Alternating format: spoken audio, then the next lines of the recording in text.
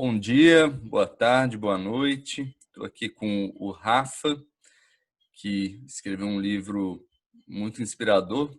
Para que simplificar? O fluxo em nós, né, Rafa? E a intenção aqui, Rafa, é fazer uma leitura coletiva desse livro. Então, ao longo aí de vários meses, porque o livro é bem grandinho, pegar um capítulo, os capítulos são pequenos, né? E fazer uma reflexão sobre ele. Eu achei que te entrevistar e te apresentar para as pessoas seria o primeiro passo nesse processo. Então, eu queria primeiro te apresentar e eu escrevi aqui uma série de palavras que, quando eu penso em você, me vem à cabeça, porque foi os lugares, assim, as referências que eu tive ao te conhecer, né? E foi o Dragon Dream, Próspera, Art of Hosting e colaboração, né? E eu vi que você fez o mesmo também.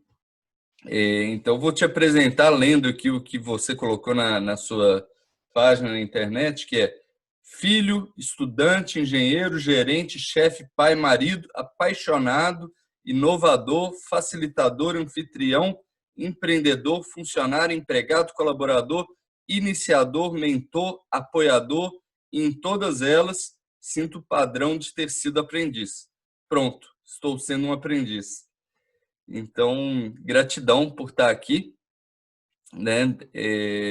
E vai ser um bate-papo com algumas perguntas geradoras, e eu começo com uma pergunta de o que levou você a escolher esse tema e como isso se relaciona o seu self, né? A você e todas essas características que você listou e que eu listei sobre você.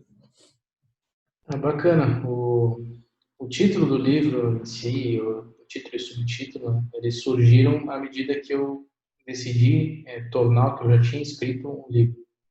Então, em 2018 ainda, tá? Abril de 2018, eu comecei a escrever diariamente.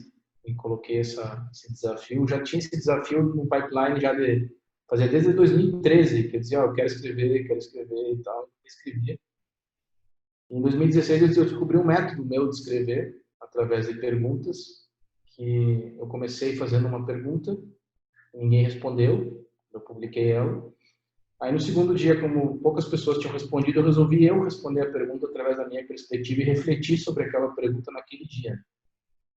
E ao final do texto eu deixei uma pergunta que ficou viva no texto por dia seguinte. Isso eu escrevi na época 33 dias seguidos para ir num festival onde o John Croft ia estar, e foi que eu encontrei com o John Croft pessoalmente no The Art of Cope, do Nost, na Espanha, em 2016.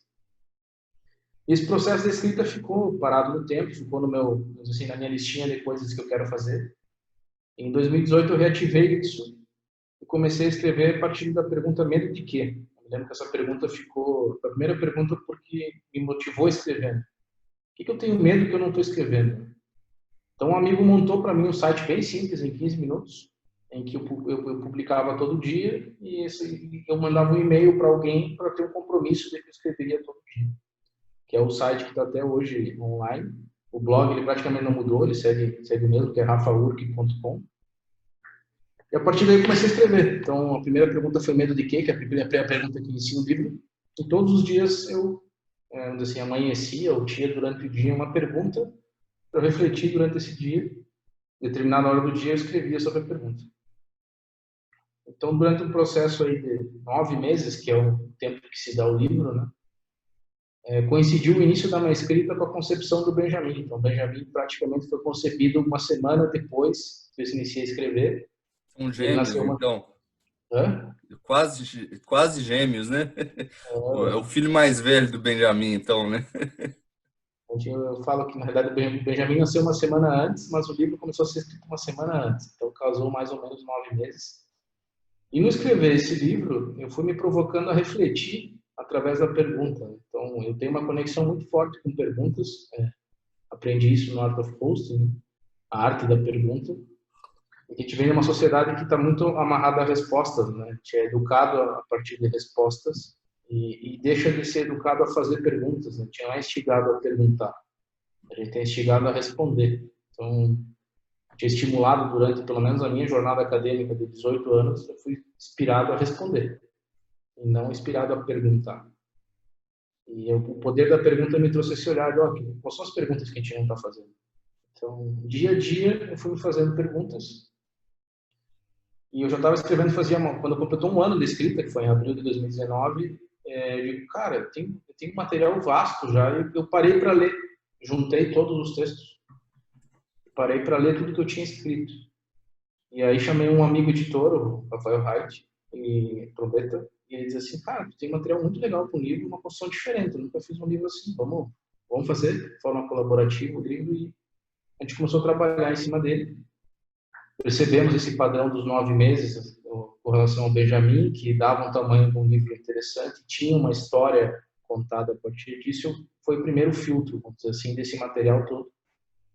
E aí, lendo pela terceira, quarta, quinta vez, eu comecei a perceber um padrão, que a minha escrita ela trazia percepções simples do dia a dia, cortou um pouquinho, acho, e nessas percepções simples eu celebrava algo que eu tinha aprendido ou percebido que eu não tinha notado até então. Então, você começa a ler as perguntas e os capítulos, ele traz uma percepção minha, muito simples, de perguntas do cotidiano nosso, sobre coisas triviais, desde relação com o outro, de liderança, de consigo próprio, como é que está se sentindo. Então, perguntas que a gente pode passar no dia a dia, coisas do cotidiano. Sim. Então, eu estava falando que começou a ter essa percepção minha que eu escrevia de uma forma simples. Eu estava no momento que a pergunta para que simplificar, ela estava muito presente em mim. É, Então, inclusive, eu quero trazer um pouco aí para essa pergunta do por que simplificar, mas antes, algumas referências que vieram à minha cabeça enquanto você falava. Uma é do Paulo Freire, né? Ele tem aquele livro dele que é A Pedagogia da Pergunta, que foi uma das bases do Dragon Dream, e a gente se conheceu no curso que você organizou de Superando Bloqueios lá no Rio Grande do Sul, onde o John Croft ele bateu muito nessa tecla, né, de simplificar, simplificar, simplificar. Teve alguma influência e qual foi a razão do simplificar, né, que é aí que você ia seguir o raciocínio, né? o que acontece? Eu estava imerso nesse contexto do para que eu tenho em mim uma prática de sempre evitar perguntas com porquê, né? Tive numa sociedade que o porquê é do nosso inconsciente perguntar porquê. A gente nem se dá conta que está perguntando porquê e você acabou de transformar o para quê em porquê. Porque é do nosso inconsciente, porque a gente está acostumado a buscar razão, culpa ou origem, né, ou causa. E o para quê, ele traz, já na pergunta, o uso do para quê, ela te move a uma intenção. Então, ela te move a algo maior que está por trás. Então, quando tu começa a explorar a pergunta para quê, eu exploro muito ela no livro, tu começa a ir num lugar para ser feliz, ou para estar bem, ou para me cuidar, sempre tem uma intenção positiva por trás do para quê. E mesmo que tu encontre uma situação negativa, tu perguntando para quê, tu transforma ela numa positiva. E o simplificar veio muito forte da experiência do John, com o John, né? Quando ele nos revelou, contou, na verdade foi um pouquinho antes, em julho eu tive com ele, ele trouxe isso, ele já tinha trazido esse olhar no primeiro Superando Bloqueios, que eu fiz em 2016, mas eu não tinha ficado tão conectado com isso. Quando ele trouxe o Superando Bloqueios em 2018, junto com a Lisandra Barbuto,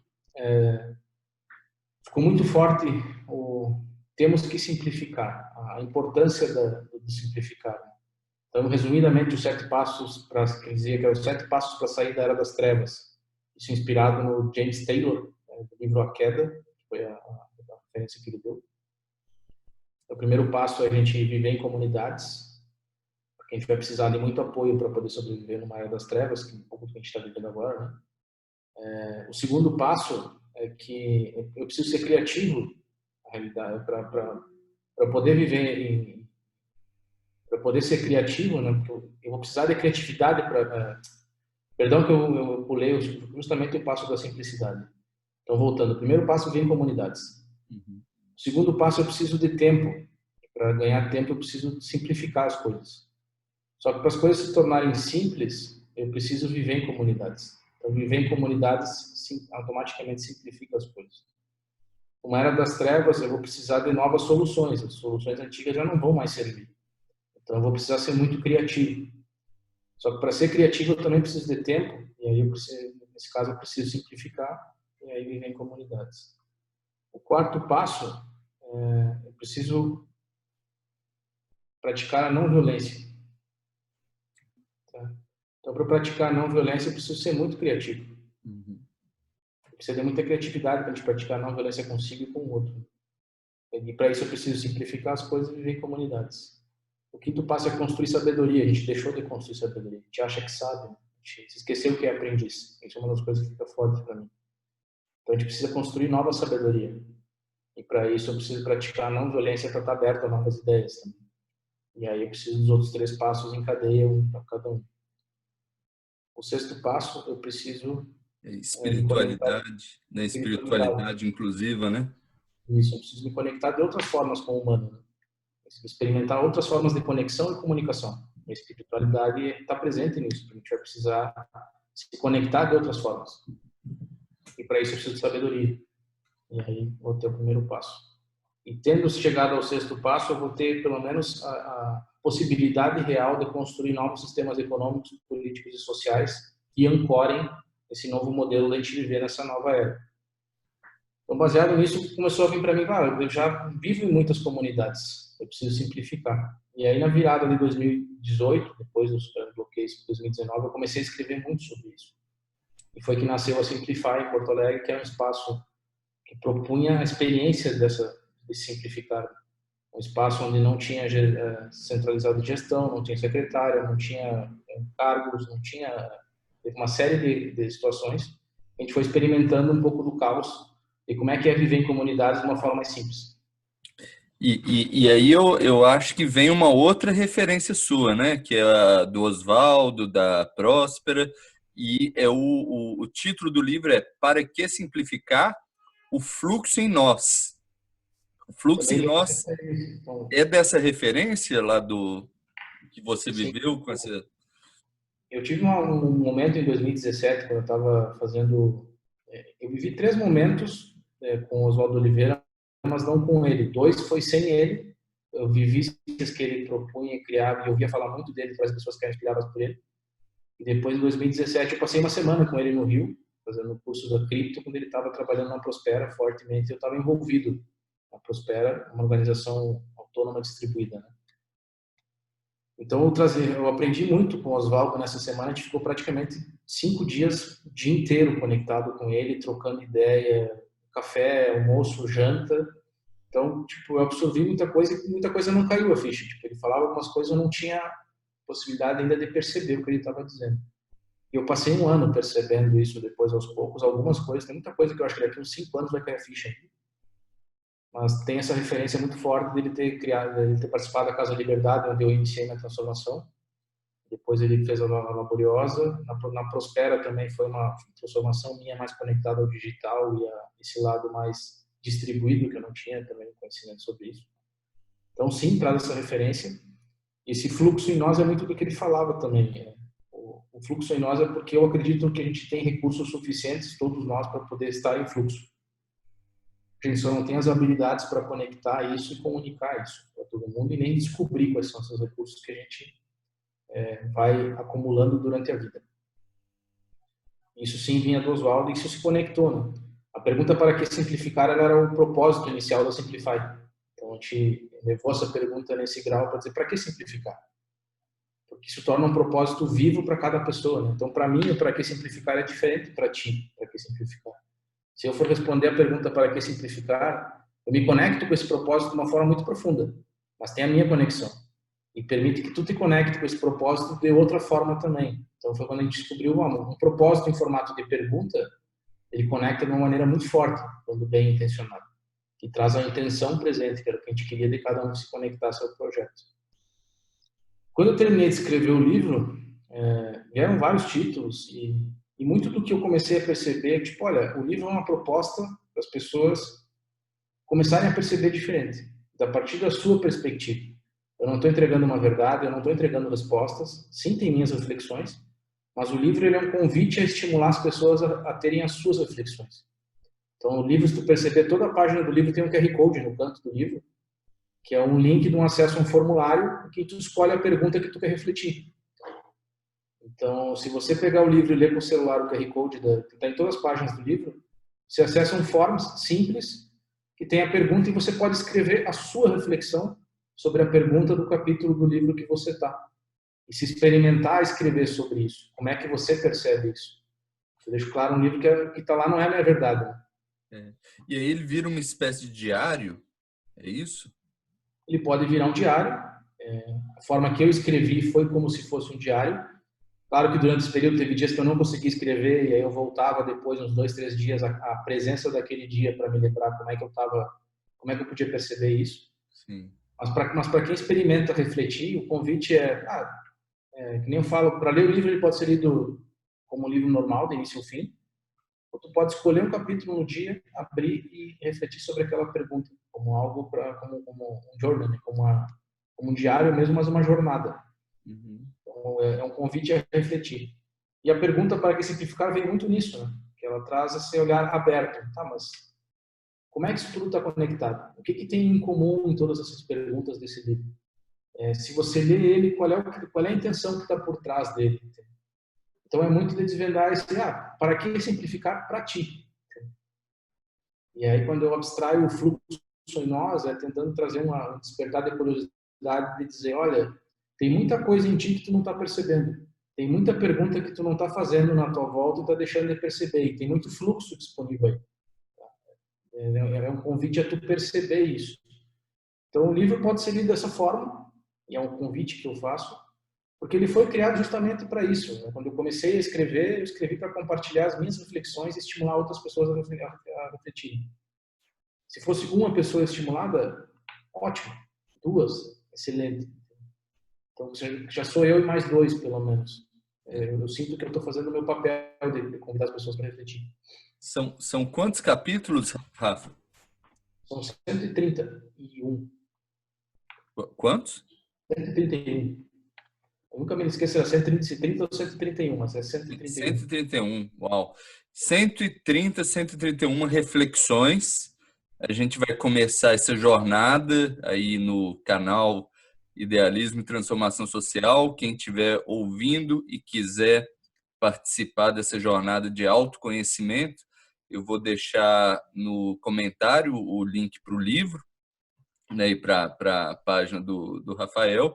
Vocês podem ler e acompanhar, ou então vir aqui que eu vou estar também fazendo as minhas próprias reflexões.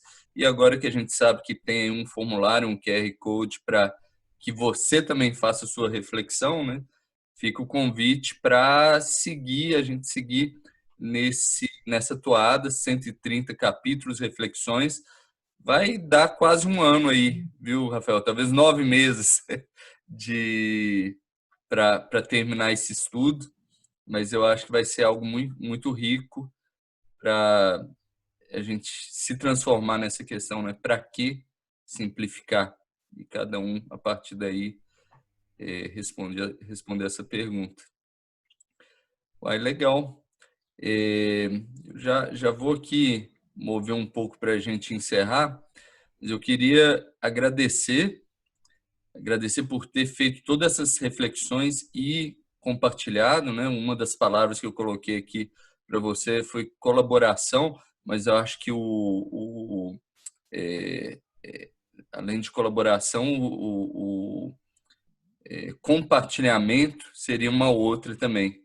Te vejo muito como uma pessoa de seguir essa visão daí da abundância, que é você compartilhar e assim a gente gerar abundância para todos, né?